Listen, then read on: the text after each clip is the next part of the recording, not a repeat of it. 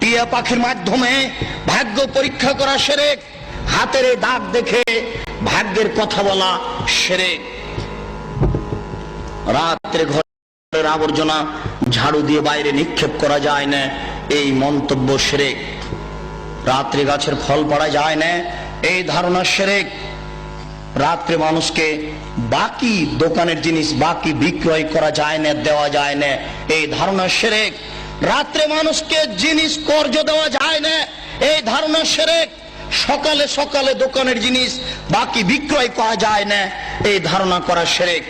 অপবিত্র অবস্থায় ঘর ঝাড়ু দেওয়া যায় না, আপনার স্ত্রী আপনার বৌমা অপবিত্র অবস্থায় ফরজ গোসল না করে ভাত রান্না করতে পারে না, ঘর ঝাড়ু দিতে পারে না, এইগুলি ধারণা করা শিরক।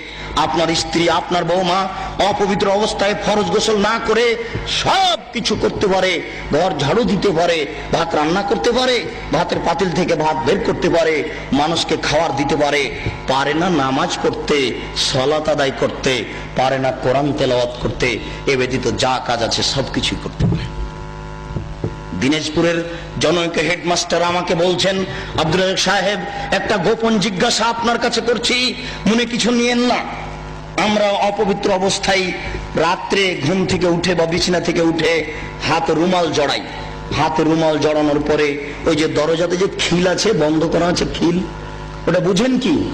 ওই খিলটা হাতে গামছা জড়ানো অবস্থায় খুলি, কেননা এ হাত যদি কাঠের সাথে লেগে যায় তাহলে কাঠ অভিশাপ করবে।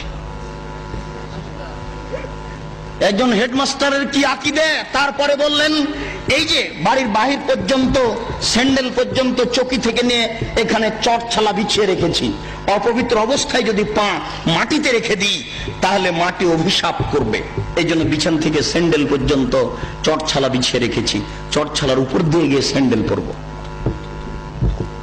একজন মাস্টারের আকীদা এরূপ। এই দেশে এরকম আকীদা চলে। গরুকে লাথি মারা যায় না, এই ধারণা শিরক। ধানের উপর দিয়ে জুতা পায়ে দিয়ে হাঁটা যায় না, এই ধারণা শিরক।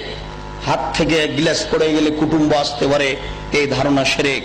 ঘরের উপরে কাক ডাকছে, কেউ আসতে পারে, এই ধারণা শিরক। তুলসীর গাছ উঠিয়ে ফেললে বা তুলসীর গাছ ভেঙে ফেললে বা তাতে লাথি মারলে ক্ষতি হতে পারে, এই ধারণা শিরক।